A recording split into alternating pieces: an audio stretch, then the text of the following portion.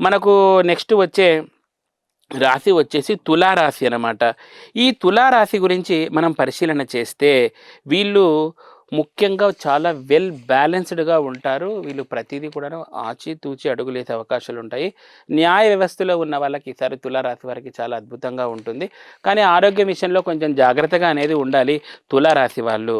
అంతేకాకుండా వీళ్ళు ముఖ్యంగా భూ లావాదేవీలకు సంబంధించి కూడా చాలా పాజిటివ్ రిజల్ట్స్ అనేది పొందుతారు.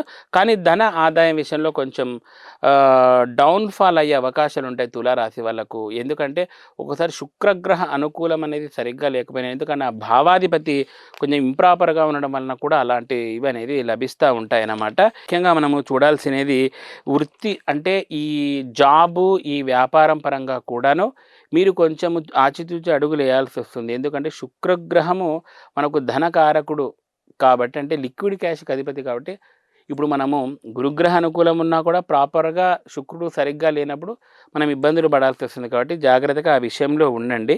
తర్వాత వచ్చేసి ఫారిన్‌కి వెళ్ళే ఛాన్సెస్ చాలా వరకు ఈ రాశి వాళ్ళకు ఉంటాయన్నమాట.